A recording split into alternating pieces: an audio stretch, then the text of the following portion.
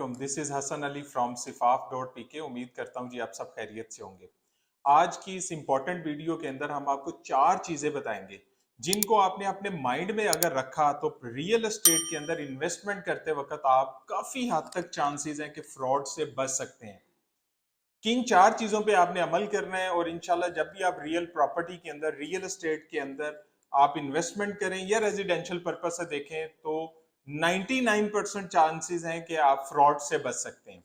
First of all जो इसके अंदर चीज आती है वो है जी real estate consultant.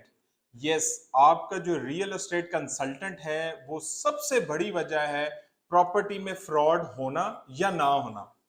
Real estate consultant जो है उसको हर एक चीज का पता होता है कि मैं अपने इन्वेस्टर की इन्वेस्टमेंट करवा रहा हूं, आया कि मैं उसको डिबो रहा हूं या उसकी इन्वेस्टमेंट को मैं मल्टीप्लाई करने जा रहा हूं। इसीलिए आपने जब भी रियल एस्टेट के अंदर इन्वेस्टमेंट करनी है या रेजिडेंशियल पर्पज से देखना है प्रॉपर्टी को, तो आपने हमेशा रजिस्टर्ड कंपनी के थ्रू अपनी इन्वेस्टमेंट, अपनी ट्रांजैक्शन करनी है। आप किसी सोसाइटी के अंदर फॉर एग्जांपल प्लॉट लेना चाह रहे हैं तो आप कोशिश ये करें कि उस सोसाइटी का जो ऑथोराइज सेल्स पार्टनर है आप उनके थ्रू अपनी जो इन्वेस्टमेंट है, जो ट्रांजैक्शन है वो करें, ताकि वो क्लियरली आपको हर एक चीज बताए। रियल एस्टेट कंसल्टेंट इंपॉर्टेंट आपकी वजह है जी फ्रॉड में होना या ना होना। अब सेकेंडली अगर हम इसके अंदर देखते हैं तो प्रोजेक्ट प्रोजेक्ट के अंदर अब इसमें अगर हम नीचे जाते हैं प्रोजेक्ट को देखते हैं तो 3-4 चीजें और भी आ जाती हैं। प्रोजेक्ट का डेवलपर कौन है, डेवलपर को लाजमी देख लें, डेवलपर की हिस्ट्री लाजमी देख लें, आया कि अगर उन्होंने इंस्टॉलमेंट के ऊपर कुछ अपनी प्रॉपर्टी को सेल किया क्लाइंट्स को तो टाइम पे डिलीवर किया है या नहीं किया। अगर आप ऑन ग्राउंड प्लॉट लेना चाह रहे हैं तो नेक्स्ट पॉइंट के अंदर हम उसके बारे में आपको बताएंगे। अब डेवलपर, प्रोजेक्ट, डेवलपर की हिस्ट्री प्लस अगर आप इंस्टॉलमेंट पे जा रहे हैं तो डेवलपर की हिस्ट्री देख लें कि आया उन्होंने टाइम पे डिलीवर किया है या नहीं किया। अब थर्ड जो इसके अंदर पॉइंट आता है वो है जी location. Always consider location, very important point है जी। अगर आपने प्रॉपर्टी रियल एस्टेट में जाना है तो हमेशा हमने यही देखा है, लोकेशन लोकेशन लोकेशन।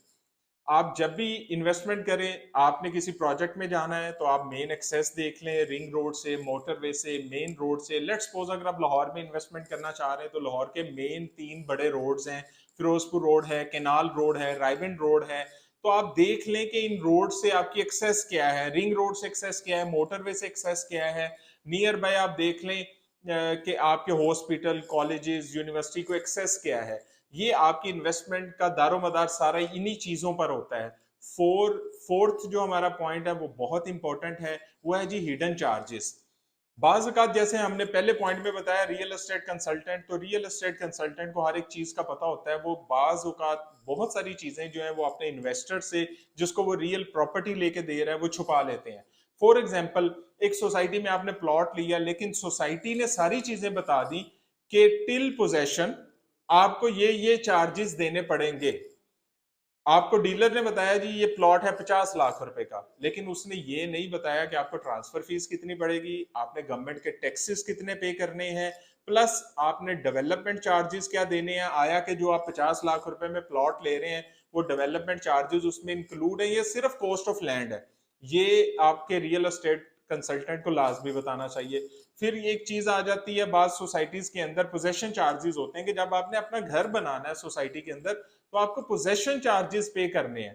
तो ये सारे जितने भी हिडन चार्जेस हैं, आप प्रॉपर्टी ट्रांजैक्शन करने से पहले उन चीजों को सोसाइटी ऑफिस से और अपने रियल एस्टेट कंसल्टेंट से वेरीफाई लाजमी करें कि आया कि ये प्रॉपर्टी मुझे रियल में क्या कॉस्ट पड़ेगा, ये प्लॉट कितने का पड़ेगा, अपार्टमेंट कितने का पड़ेगा। एस्केलेशन कॉस्ट तो नहीं आएगी अगर आप इंस्टॉलमेंट के ऊपर कोई प्रॉपर्टी ले रहे हैं। आजकल जो कॉस्ट ऑफ कंस्ट्रक्शन ऊपर जा रही है तो बहुत सारे प्रोजेक्ट्स के अंदर जो इन्वेस्टर हजरात ने इन्वेस्टमेंट की थी उन्होंने एस्केलेशन कॉस्ट पे की है।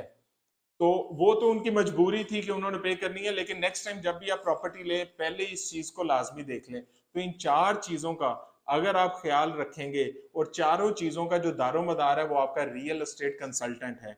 रियल एस्टेट कंसल्टेंट को मुंतखब करें जो कि रजिस्टर्ड फर्म होनी चाहिए, प्रॉपर्टी कंपनी होनी चाहिए, आप उसके थ्रू अपनी ट्रांजैक्शन करें। तो इंशाल्लाह आप इन 4 चीजों पे अमल करते हुए प्रॉपर्टी के अंदर चांसेस है कि 99% आप फ्रॉड से बच सकते हैं।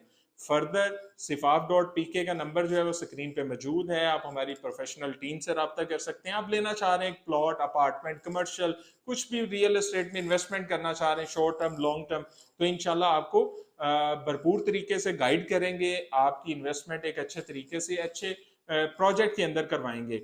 नेक्स्ट वीडियो के अंदर हम आपको बताएंगे कि अगर आप फाइल में इन्वेस्टमेंट करना चाह रहे हैं शॉर्ट टर्म के लिए या लॉन्ग टर्म के लिए, उसमें आप फ्रॉड से बचते हुए प्रॉफिट कैसे ले सकते हैं, कैपिटल गेन को मल्टीप्लाई कैसे कर सकते हैं।